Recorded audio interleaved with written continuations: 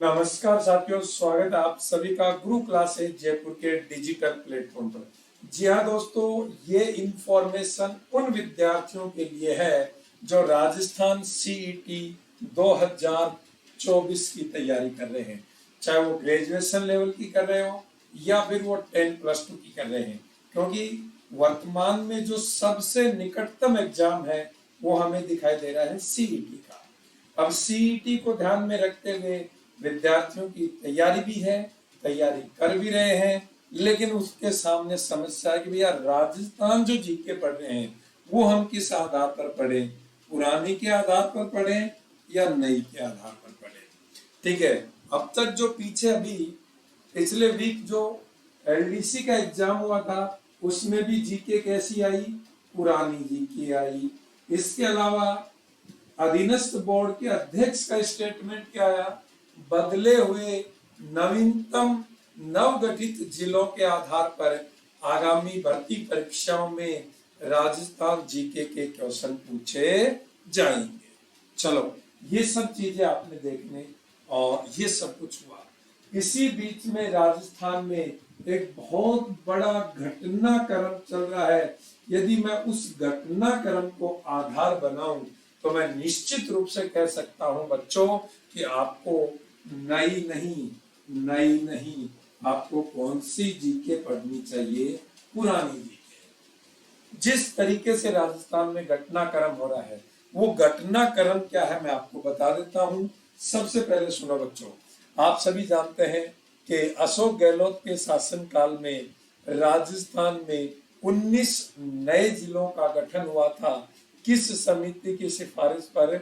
राम लुभाया समिति की सिफारिश पर हुआ था। चलो, फिर राजस्थान में चुनाव होते हैं, सरकारें बदलती हैं, पार्टियां बदलती हैं, मूड बदलते हैं और जिले बदलने का विचार आ जाता है।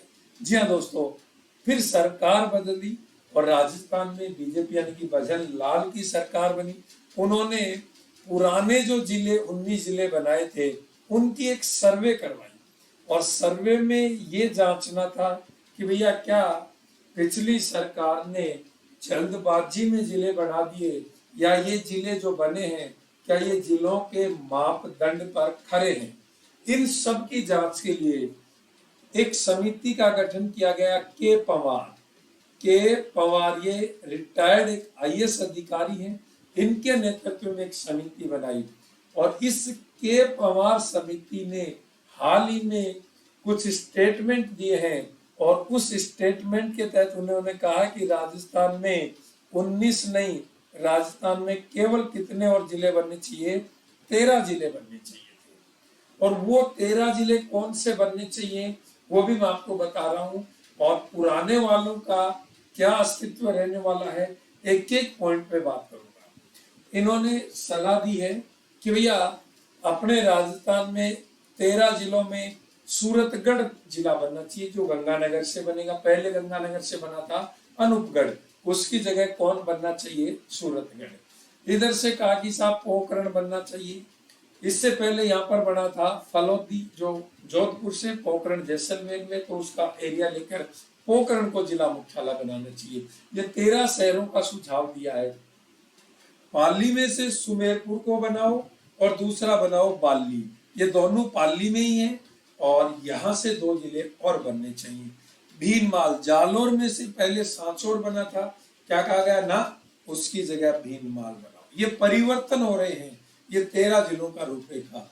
इधर ये नोखा बीकानेर से, इधर चूरू से सुजानगढ़, इधर से जयपुर से ये फुलेरा बनाओ। दूदू बनाया गया था, बोला दूदू नहीं, दूदू तो जिला जयपुर जिला हेडक्वार्टर के बहुत नजदीक है, फुलेरा को बनाओ।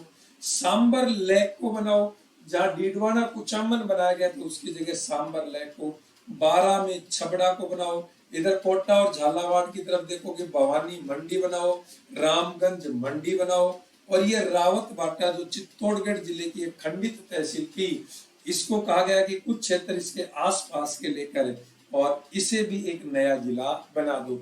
और कुछ इस तरीके का ये एक मैप प्रतीकात्मक रूप से उन्होंने प्रस्तुत किया है और साथ ही साथ कहा है कि राजस्थान में जो पुराने जिले थे वो जिलों के मापदंड पर सटीक नहीं बैठ रहे हैं, और इन नए जिलों की रिपोर्ट है वो सरकार को 31 अगस्त से पहले पहले सौंपनी है के पवार समिति को। और के पवार ने स्टेटमेंट दिया कि मैं 31 नहीं, हम तो 30 को ही सौंप देंगे, और जहां तक हमारा सोचना है ये 13 जिले बनेंगे। तो एक बार फिर से राजस्थान ज्योग्राफी बदलाव के दौर से गुजर रही है। अब मैं किस आधार पर कह रहा हूँ कि भाई पुराने जिले ही पढ़ने हैं, तो देखो मैं कुछ स्टेटमेंट दिखाता हूँ आपको गवर्नमेंट के, और उस स्टेटमेंट के तहत मैं कह रहा हूँ भैया कि आप है ना पुरानी जीके ही पढ़ लेना, फायदेमंद रहेगी आपके लिए। अब देखो स्टेटमेंट क्या है वो मैं आपको दिखा देता हूँ। एक तो देखता हूँ यहां से साइड। अब देखो एक स्टेटमेंट तो ये कहती है कि भैया नए जिलों के आधार पर क्वेश्चन नहीं आ सकते। स्टेटमेंट देखते हैं क्या कह रहा है। गहलोत राज में बने छोटे जिले खत्म होंगे। भजनलाल सरकार ने पेमेंट करने और काम करवाने का अधिकार पुराने जिलों के कलेक्टर्स को दिया है। यानी कि यहाँ पर भजनलाल सरकार ने जिलों में काम करवाने या कोई भी पेमेंट करवाना है तो वो पुराने जिलों के आधार पर ही वहां के जिला कलेक्टर करेंगे। अब मैं एक एग्जांपल देता हूँ। फॉर एग्जांपल जैसे आपका जिला बना कोटपुतली भैरोट। अब इसमें से 3 तहसीलें तो जयपुर से है, और इधर से देखोगे आप 5 तहसीलें अलवर से हैं। तो अलवर जिले की जो तहसीलों में काम होना है वो अलवर का जिला कलेक्टर करेगा। फिर इस जिले का महत्व क्या रहेगा। इधर जयपुर से ली गई तहसीलें जो पहले जयपुर में आती, इनका काम जयपुर का जिला कलेक्टर करेगा, तो फिर इनका क्या महत्व। इसका मतलब जिलों का अस्तित्व है लगभग औपचारिक रूप से उन्होंने समाप्त कर दिया है। जब जिलों का महत्व समाप्त कर दिया है तो पुराने जिलों के आधार पर जीके नहीं आएगी। तो नए जिले, माफ करना, नए जिलों के आधार पर जीके नहीं आएगी, तो फिर हमें पढ़ना है पुराने के आधार पर। तो ये कुछ स्टेटमेंट थे, अपने आप को अपडेट करने थे, तो मैंने आपको बता दिया है कि हो जाओ तैयार और पढ़ लो थोड़ा सा पुराना। नए का बदलाव भी दिमाग में रखो।